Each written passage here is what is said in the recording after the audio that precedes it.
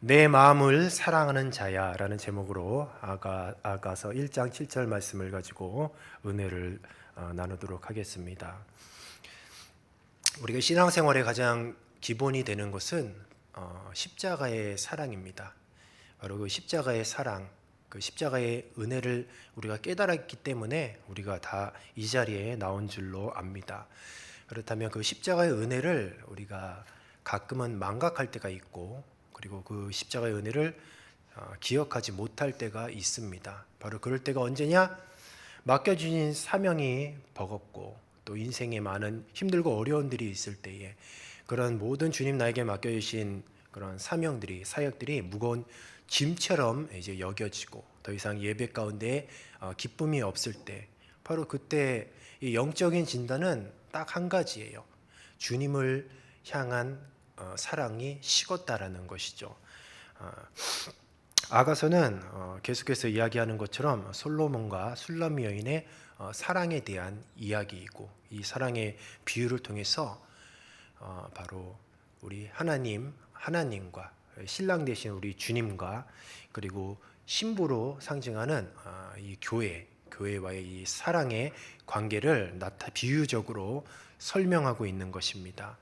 특별히 이 아가서에서 솔로몬과 술람 여인을 향하여서, 서로를 향하여서 이 딱 두 가지, 여러 가지 표현이 있지만 사랑이라는 단어를 사용해서는 두 가지로 이렇게 크게 표현하고 있습니다. 첫 번째로는 나의 사랑하는 자, 나의 사랑하는 자라는 표현이 총 24번이나 나오고 있어요. 굉장히 많이 나오죠. 이 나의 사랑하는 자는 바로 이 솔로몬과 술람 여인이 함께하는 상태, 연합된 상태에서는 서로 간의 호칭이 나의 사랑하는 자라고 그렇게 호칭을 하고 있습니다. 그리고 두 번째 호칭은 바로 이 본문 말씀에 내 마음으로 사랑하는 자라고 그런 호칭을 가지고 있어요. 오늘 이 본문 말씀과 또 3장 1절, 2절, 4절에 이런 호칭이 나오고 있어요. 나의 사랑하는 자, 그리고 내 마음으로 사랑하는 자. 얼핏 보면 같은 표현인데 이것이 환경적으로 볼 때는 서로 이제 상반된 그런 환경 가운데서 서로를 향한 그런 호칭이었습니다. 나의 사랑하는 자는 서로 간에 연합한 상태, 함께 있었던 상태를 향해서 나의 사랑하는 자라고 불렀다고 한다면, 두 번째, 내 마음으로 사랑하는 자, 오늘 이 본문 말씀에 내 마음으로 사랑하는 자라는 호칭은 서로 간의 이별의 상태일 때, 떨어져 있었던 그런 상태였을 때 사랑하는 대상을 마음에 품고 만나고 싶어하는 간절함에서 나온 표현인 것이죠. 그래서 아가서를 읽을 때 내 마음으로 사랑하는 자라고 하면은 지금 술람 여인과 솔로몬은 떨어져 있구나 라고 이렇게 보시면 됩니다. 뭐 어떤 이유인지 모르지만 서로 간에 떨어져 있으면서 사랑하는 그 대상을 마음에 품고 간절하게 기다리고 그 대상을 만나려고 기다리는 상태, 바로 그때 표현이 내 마음으로 사랑하는 자라는 그런 표현을 썼던 것이죠. 오늘 이 본문 말씀 중에서 이런 표현이 있어요. 내가 양치는 곳과 정오에 시기하는 곳을 내게 말하라. 내 마음으로 사랑하는 자야라는 이 호칭을 했을 때는 서로 떨어져 있는 상태라고 했습니다. 그래서 내가 양치는 곳과 정오에 시기하는 것을 내게 말하라. 바로 이 표현은 술람 여인의 이 독백이에요. 독백 속에서 솔로몬에게 말하는 거예요. 독백 속에서. 왜냐하면 지금 솔로몬이 없기 때문에 지금 혼잣말을 하는 거죠. 술람 여인은 이 목자들을 만나서 솔로몬이 어디 있는지를 지금 물어보는 것입니다. 그래서 목자들을 향해서 내 양치는 곳, 그리고 정오에 시기하는 곳을 내게 말하라. 독백을 하는 거예요. 솔로몬. 그러니까 솔로몬이 양을 치는 곳과 정오에 시기하는 곳을 혹시 목자들은 알고 있느냐라고 그렇게 물어보는 것과 물어보기도 하는 것으로도 볼 수가 있는 것이죠. 그러나 목자들은 알 수가 없어요. 솔로몬이 어디 있는지. 따라서 지금 술람 여인의 마음은 어떠하냐? 사랑하는 대상을 간절히 만나고 싶지만 만날 수가 없는 상태예요. 솔로몬을 만나고 싶어서 견디지 못하는 그런 마음의 상태를 가지고 있어요. 솔로몬이 양떼를 치는 곳, 정오에 쉬는 곳이 어디인지 알면 당장이라도 달려가서 솔로몬을 만나고 싶어 못 견디고 있는 모습을 지금 나타내고 있는 것입니다. 우리가 이 말씀을 잘 살펴볼 것이 있는데 우리가 지난번에 말씀을 살펴본 것 중에서 아가서 1장 6절에서 7절 말씀과 오늘 이 아가서 1장 7절 말씀과 굉장히 비교되는 그런 말씀이 있어요. 아가서 1장 5절에서 6절과 그리고 오늘 본문 말씀 7절과 술람 여인이 굉장히 서로 상반되는 의식의 변화를 가지고 있습니다. 우리가 6절을 한번 읽어보도록 하겠습니다. 6절 같이 읽어보겠습니다. 시작. 내가 햇볕에 찌어서 거부스름할지라도 흘겨보지 말 것은 내 어머니 아들들이 나에게 놓아여 포도원지기로 삼았습니다. 나의 포도원을 내가 지키지 못하였구나. 아멘. 자, 술람 여인이 어머니의 아들들, 그러니까 오빠들이겠죠. 오빠들을 인하여서 이제 포도원지기 일을 했어요. 그렇다면 포도원지기 일을 할 때에 지금 기뻐서 한 걸까요? 아니면 스스로 한 걸까요? 누구의 강요로 한 거죠? 그렇죠. 여기 잘 나와 있잖아요. 그렇죠. 바로 오빠들의 강요에 의해서 포도원지기가 되었다라는 거죠. 그렇다면 기쁘게 했을까요? 포도원 일을 억지로 했겠죠. 그리고 그렇게 기쁘지는 않았을 것이에요. 우리가 처음 예수님 믿고 이제 아무것도 모를 때에 보통 주님 나에게 맡겨진 사명이 있다고 하면 우리가 기뻐서 하는 경우가 거의 없어요. 보통 이제 억지로 떠밀려서 예배나 봉사 같은 것을 하는 거죠. 술람미 여인도 마찬가지였습니다. 처음에 자신에게 맡겨주신 그런 일이 뭐였냐면 억지로 떠맡겨서 했던 것이에요. 억지로 떠맡겨서. 마치 저와 여러분들은 마찬가지잖아요. 처음에 주님 맡겨신 사명을 이제 담임 목사님을 통해서 아니면 담당 교육자를 통해서 그 귀한 사명을 이제 전달 받았을 때 어떻습니까? 아유, 목사님 감사합니다. 나를 구역장으로 써주셔서 너무너무 감사합니다. 이러신 분 있으셨나요? 나를 교사로 써줘서 너무너무 감사합니다. 최선을 다할게요. 이러신 분 있었나요? 2024년에 구역장으로 좀 헌신해 주십시오 하면 마치 도살장에 끌려가는 그런 양과 같이 굉장히 안타까워하지 않았습니까? 굉장히 고통스러워하지 않았습니까? 그런데 보십시오. 술람미 여인도 마찬가지였어요.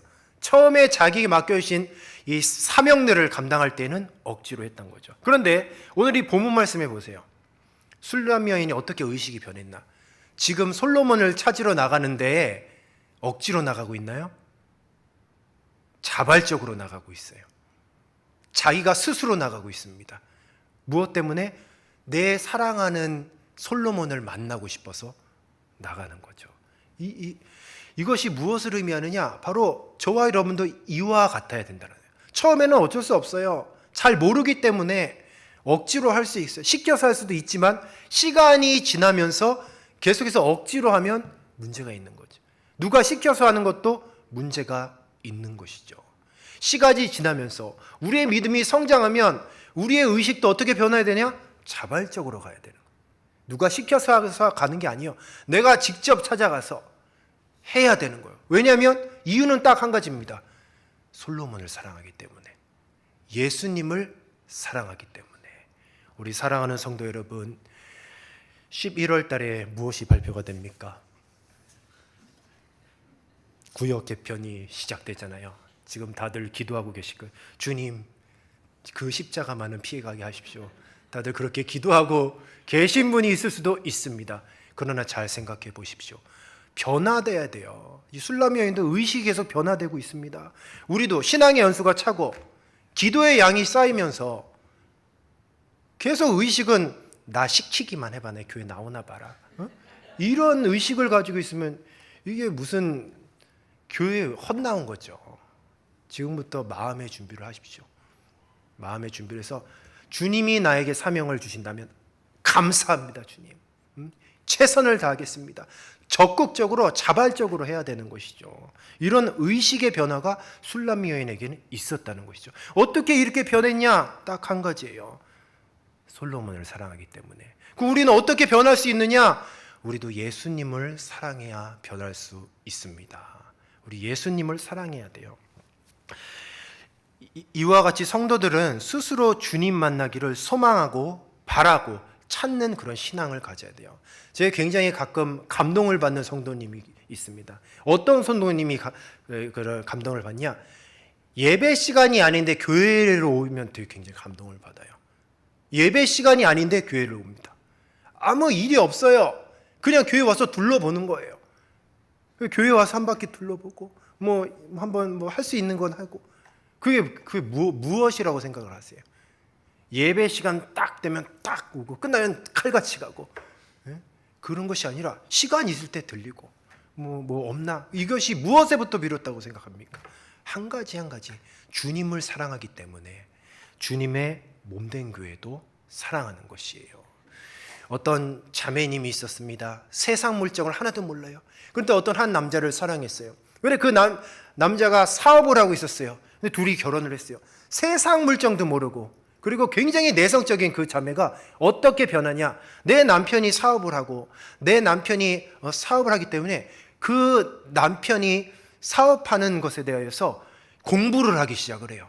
굉장히 전문적인 지식이 요구하는데 공부를 하고, 오히려 그 회사에 출근해서 막 격리일도 좀 하고, 그러면서 나중에는 그 어떤 회사의 중역보다도 더 그 회사에 대해서 잘 알게 되더라는 거예요.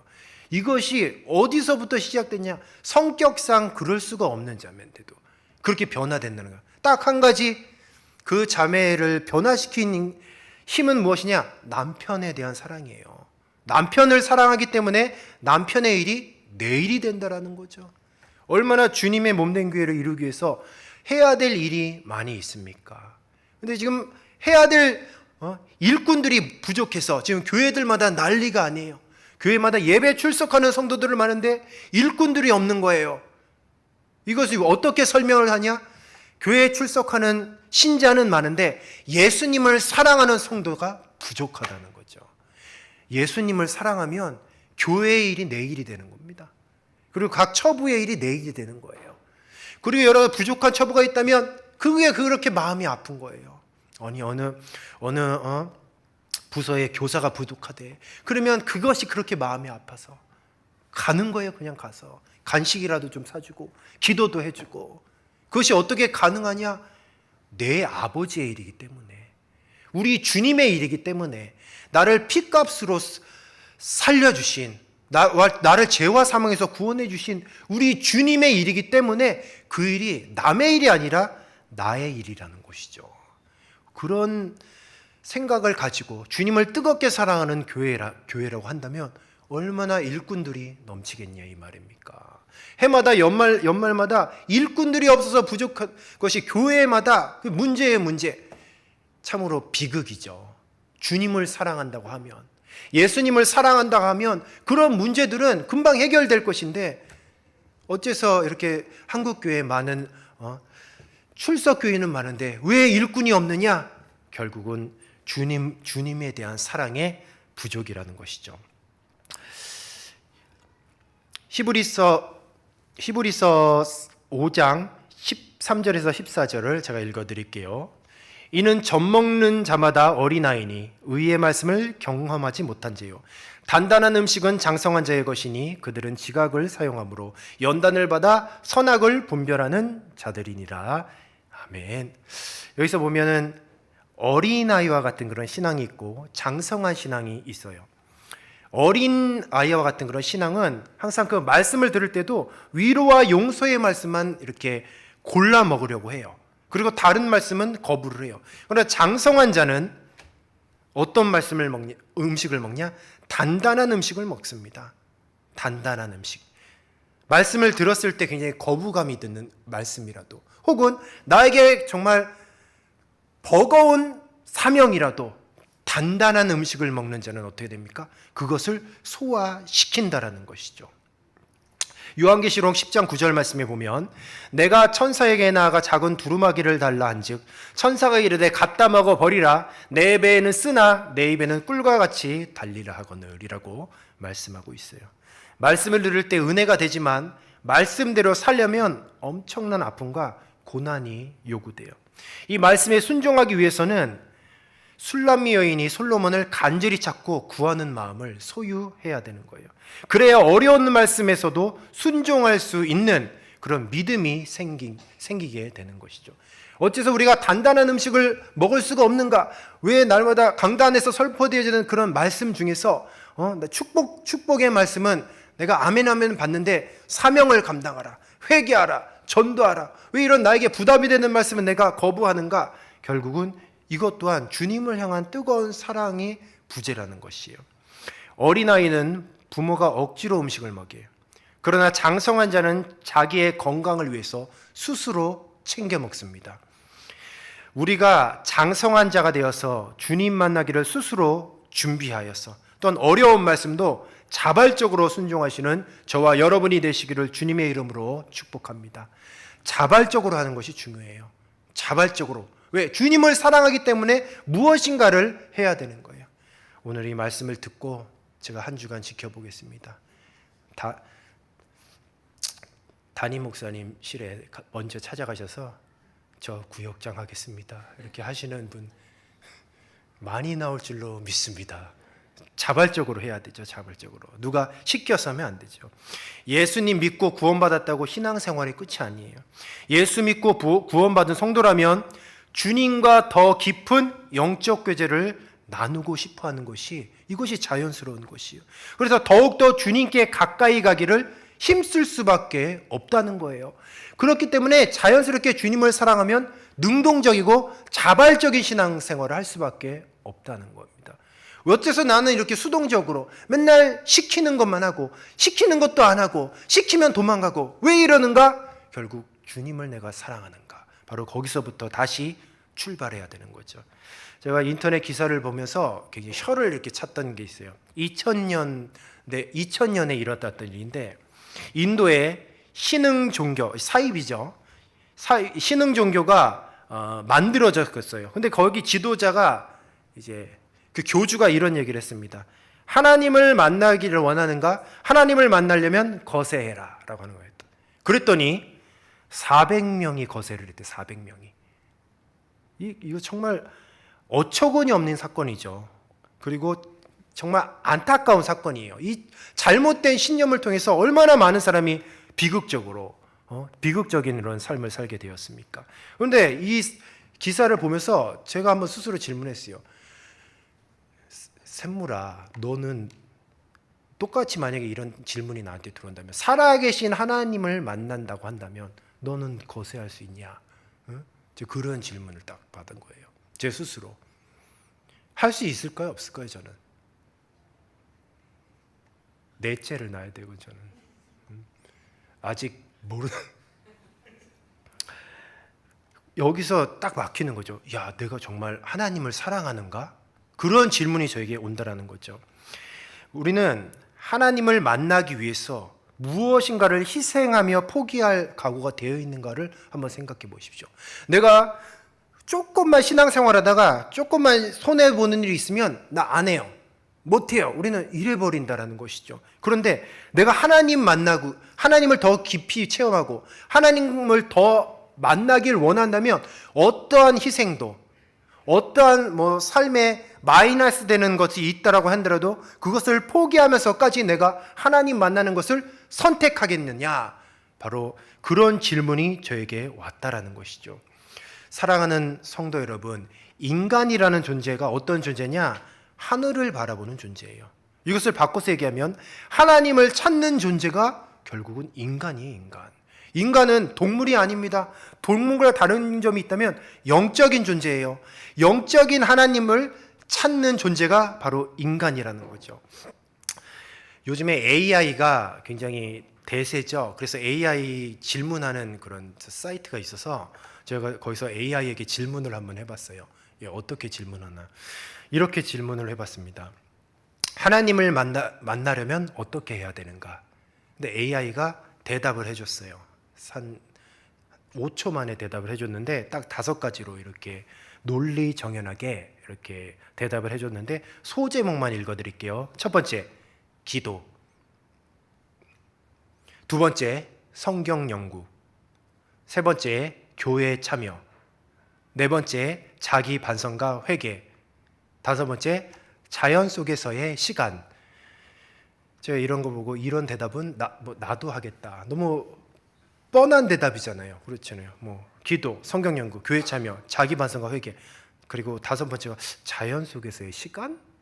자연 만물을 통해서 하나님을 만날 수도 있겠다라는 그런 생각을 했습니다. 그러면서 여러 가지 쭉 이제 이렇게 글들이 쭉 적혀 있는데, AI도 좀 기가 막힌 답을 하더라고요. 그래서 쭉 AI가 이런 얘기를 해요. 하나님과의 만남은 심적 그리고 영적인 과정이기도 하며, 여기 이 중요한 얘기를 했어요. AI도 신통하더라고요. 하나님과의 만남이 뭐냐? 영적인 과정이래요. 영적인 과정. 영적인 과정이라는 거죠. 여기서 우리가 한 가지 깨달아야 될 것이 있어요. 무엇이냐? 하나님과의 만남이 영적인 과정이라는 것이에요. 왜냐하면 하나님은 영이시기 때문입니다. 그래서 하나님을 사랑하는 것은 하나님을 찾고 그분과 교제하는 영적인 과정을 즐거워하는 것이에요. 그것이 하나님을 사랑하는 것입니다. 그런데 보십시오. 우리 영적인 어떤 과정, 기도 어떻게 생각해요? 기도하는 것이 즐겁습니까? 아니면 곤욕입니까? 전도하는 것이 어떻습니까? 즐겁습니까? 아니면 부끄러운 것일까요? 성경 묵상하는 것은 어때요? 즐겁습니까? 아니면 따분한 시간입니까? 이런 영적인 과정들이 우리들에게 그것이 즐거움으로 다가오느냐? 그것은 하나님을 사랑하는 것입니다. 자, 시편 1편 1절에서 2절 말씀을 보면, 복 있는 사람은 악인의 꾀를 따르지 아니하고 죄인의 길에 서지 아니하며 오만한 자리에 앉지 아니하며 오직 여호와의 율법을 즐거워하여 그의 율법을 주야로 묵상하는도다. 아멘.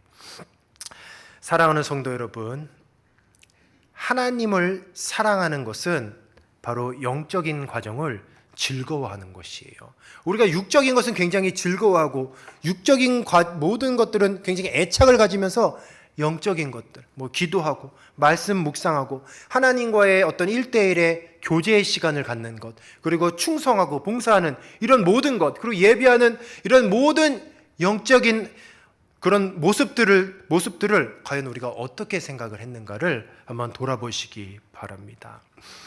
솔로몬의 성전은 어땠습니까? 우리가 계속해서 열왕기상 말씀을 통해서 솔로몬 성전에 대해서 우리가 말씀을 상고해 보았잖아요. 솔로몬 성전은 크고 화려했어요.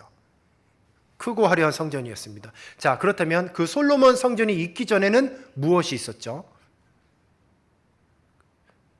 솔로몬 성전 전에는 여호와의 장막이라고 할 수도 있겠네요. 그렇죠? 그런데 이 솔로몬 성전 전에는 이사야 17장 5절 말씀에 이렇게 기록하고 있어요. 다윗의 장막이라고 소개하고 있습니다. 다윗의 장막에 인자함으로 왕위가 굳게 설 것이요 그 위에 앉을 자는 충실함으로 판결하며 정의를 구하며 공의를 신속히 행하리라 라고 그렇게 말씀하고 있어요. 솔로몬 성전은 그냥 솔로몬 성전이에요. 크고 화려한 성전입니다. 그런데 중요한 것은 다윗은 성전이라고 하지 않았어요. 성전 짓기 전이니까. 다윗을 뭐라고 표현했냐? 장막이라고 표현했습니다. 장막이 무엇입니까? 영어 성경에 보면 텐트라고 돼 있어요. 텐트. 그러면은 솔로몬 성전이 크고 화려할까요? 다윗의 텐트가 크고 화려할까요? 솔로몬 성전이 크고 화려하잖아요. 그런데 중요한 것은 하나님께서는 어떠한 곳이 더 기뻐하셨을까요? 제가 방금 읽었던 이 말씀이 뭐냐? 바로 이 다윗의 장막을 통하여서 하나님께서 복을 내려주시는 대목이에요. 다시 읽어드릴게요. 다윗의 장막에 인자함으로 왕위가 굳게 설 것이요 그 위에 앉을 자는 충실함으로 판결하며 정의를 구하며 공의를 신속히 행하리라. 이것은 다윗의 장막이 하나님께서는 기뻐하신다는 거예요. 물론 솔로몬 성전도 크고 화려했지만 다윗의 장막 안에서 바로 하나님께서는 복을 내려주셨습니다. 다윗을 통하여서 계속 믿음의 계대를 이어갈 복을 허락해 주셨다는 거죠. 그렇다면 주님께서 그 텐트밖에 안 되는 다윗의 장막을 왜 집중하셨는가? 바로 비록 텐트일지라도 다윗은 여호와 하나님을 뜨겁게 사랑했기 때문이에요. 비록 아름다웠고 큰 성전이 아닐지언정 그냥 보잘것없는 그런 장막, 텐트를 할지언정 다윗은 하나님을 그 누구보다도 뜨겁게 사랑했더니 주님께서는 그 보잘것없는 다윗의 장막을 집중하시고 바로 그곳에 복을 부어주신 줄로 믿습니다. 하나님과 영적인 교제를 나누며 또 하나님만 즐거워한 다윗을 향하여 하나님은 크게 기뻐하시면서 내 마음에 합한 자라고 칭찬해 주셨어요. 우리도 이러한 복을 누리시기를 주님의 이름으로 축복합니다. 바로 그것이 무엇입니까? 하나님을 사랑하는 거예요. 하나님을 사랑하는 거. 제 굉장히 인상 깊었던 어떤 성도님이 계셨어요. 초등부 부장 선생님이셨어요. 나이도 굉장히 젊으신 권사님이신데 이제 막 권사 직분을 받으셔서 그분 항상 입에서 하는 말씀이 이거예요. 어떡하지? 어떡하지예요. 왜냐하면 경험이 없으니까. 그런데 초등부 부장을 딱 맡겨주신 것이에요. 그런데 그분의 특징이 무엇이냐? 하나님을 사랑하다. 하나님을 뜨겁게 사랑하셨습니다. 그래서 그분이 어떻게 섬겼냐면 계속해서 아이들에게 사 먹이는 거예요. 그리고 직장 생활을 했는데 입찰을 막 이렇게 보는 거예요. 근데 그분의 기도 제목이 뭐냐면 회사에서 이제 입찰을 해서 그게 당첨이 되면 자기에게 막 떨어지는 게 몇 퍼센트 좀 떨어지는 게 있더라고요. 근데 보통 떨어지는 액수가 꽤 커요. 기도를 하는데 이렇게 기도해요. 하나님 저 입찰되게 해주십시오. 그 돈으로 우리 아이들 마음껏 사 먹이게 해주세요. 그렇게 기도하시는 거예요. 보통 우리는 주님 복권 당첨돼서 아파트 세 채만 사게 해주십시오. 이렇게 기도하잖아요. 근데 그분의 기도는 틀렸어요. 어떻게 하는지는 몰라요. 사역을 어떻게 하는지, 그 초등부 사명 어떻게 감당하는지 방법을 몰라요. 어떻게 하지? 그러나 한 가지 분명한 것은 주님을 뜨겁게 사랑했어요.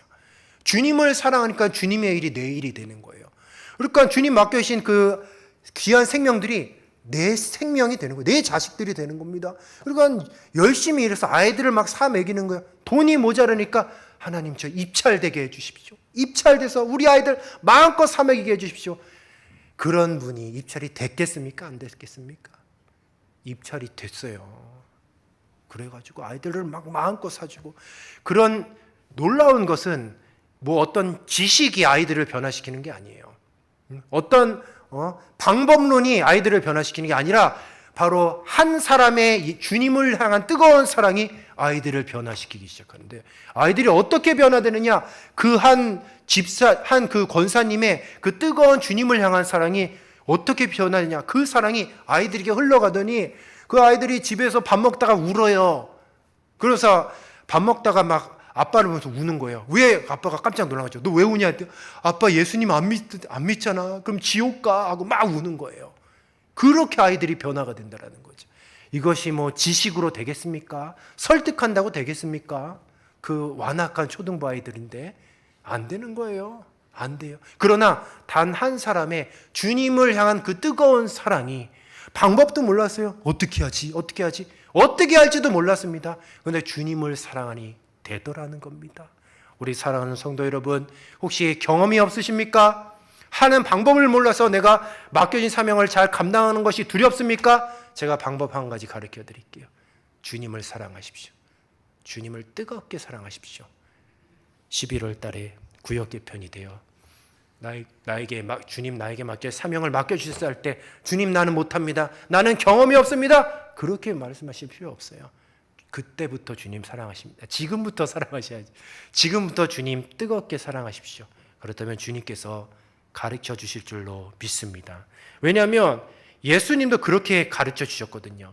베드로에게 마지막에 뭐라고 했습니까? 베드로야 너 초대교회 이렇게 해서 이렇게 해라 방법론을 이야기하지 않았어요.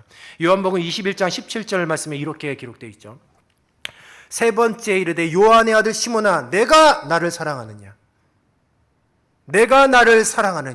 사랑을 물어봤지 초대교회 어떻게 운영해라, 전도는 이렇게 해라 그거 물어보지 않으셨어요. 마찬가지라는 거죠. 주님 어떻게 해야 됩니까? 어떻게 이 부서를 꾸려나가야 됩니까? 이 구역을 어떻게 우리가 꾸려나가야 됩니까? 주님도 동일하게 말씀하십니다. 네가 나를 사랑하느냐? 그 질문하실 거예요.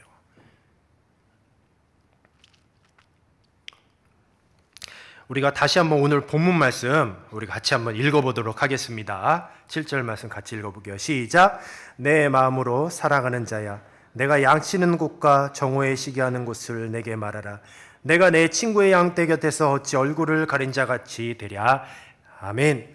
여기서 보면 내가 내 친구의 양떼 곁에서 어찌 얼굴을 가린 자같이 되랴. 자, 이런 이야기가 나와요. 여기서 얼굴을 가리운 자라는 것은 몸을 파는 여성을 얘기하는 겁니다. 당시 이 몸을 파는 여자들이 길가에서 얼굴을 가리우고 호객행위를 했어요. 유다의 며느리 다말이 바로 유다가 셋째 아들을 주지 않자 얼굴을 가리우고 길거리에서 유다를 맞이하여서 동침을 했다라는 거죠.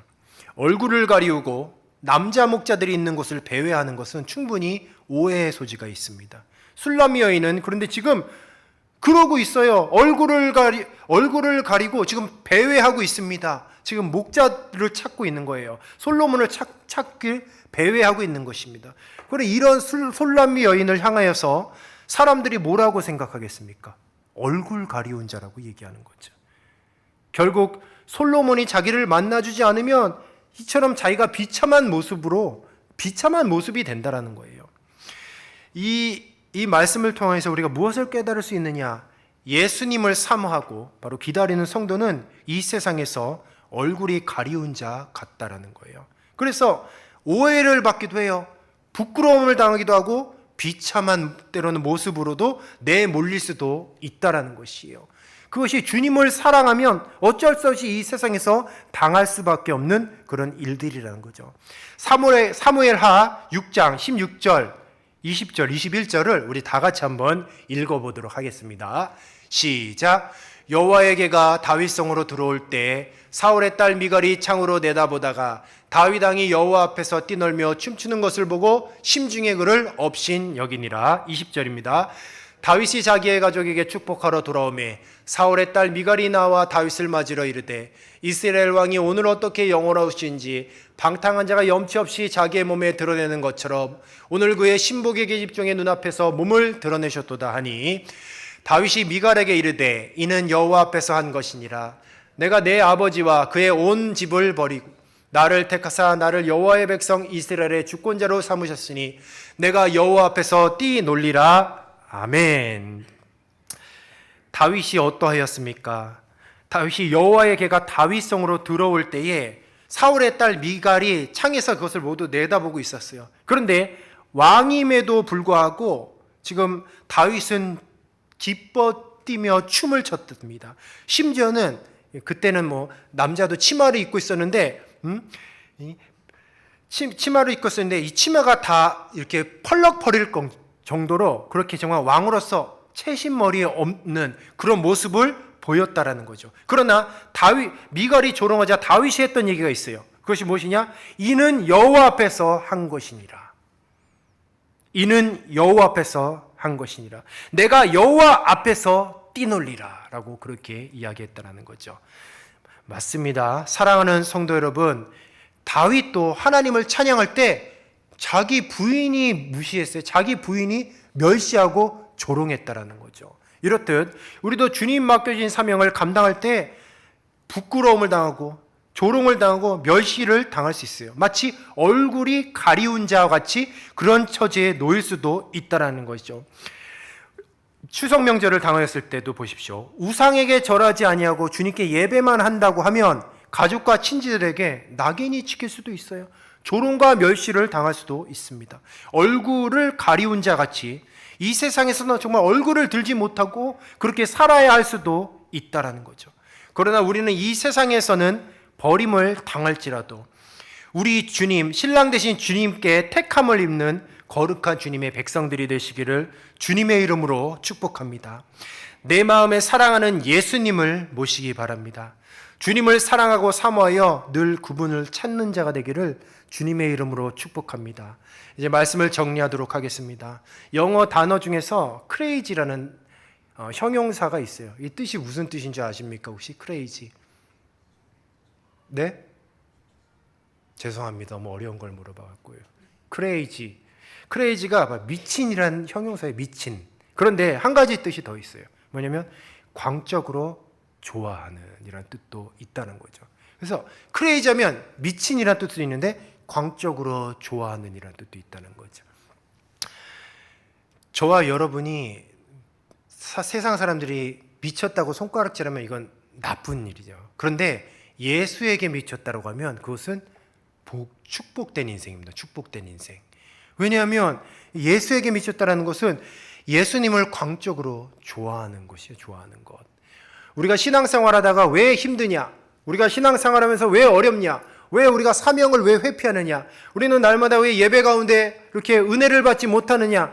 결국 주님을 광적으로 좋아하지 않기 때문에, 주님을 사랑하지 않기 때문입니다. 우리 사랑하는 성도 여러분, 주님을 사랑하십니까? 아니면 예전에 사랑하셨습니까? 주님을 사랑하시기를 주님의 이름으로 축복합니다. 그래야 해서 기도 시간이 정말 이 세상에서 가장 행복한 시간이 되기를 축복합니다. 기도하면은 10분이 1시간 같고 20분이 10시간 같고 시간이 잘 안 가잖아요. 왜냐하면 사랑하는 사람과의 한번 대화했을 때를 생각해 보시죠. 내가 연애했을 때, 결혼하기 전에, 신혼 때 얼마나 얘기를 1시간, 2시간, 10시간이고 그렇게 했습니까? 그런데 결혼하고 10년 지나고 20년 되면 대화하는 것을 피하게 되고, 그게 뭡니까? 결국 사랑이 식어서 그런 거야. 사랑이 식어서. 마찬가지요. 우리가 이렇게 기도를 못하는가, 아니면 우리가 봉사를 이렇게 열심을 다해 못하는가, 결국 주님을 사랑하는 그 사랑이 식었기 때문인 거죠. 우리가 말씀을 통해서 우리 각자의 신앙을 진단하시기 바랍니다. 그리고 주님께서 부어주신 그 마음을 통해서 다시금 주님을 사랑하는 그 첫사랑이 회복되시기를 주님의 이름으로 축복합니다. 이 주님의 몸된 교회는 어떻게 이루어지느냐? 하나님을 사랑하는 자, 하나님을 사랑한 자를 통하여서 주님께서는 오늘도 주님의 몸된 교회를 이루시고 귀한 생명을 살리는 줄로 믿습니다. 그래서 결론은 무엇이냐? 주님을 더 사랑하시기 바랍니다. 주님을 더 뜨겁게 사랑하시기 바랍니다. 어떻게 해야 될지 방법은 몰라도 돼요. 주님만 사랑하면 돼요. 그러면 모든 것이 다 해결될 줄로 믿습니다.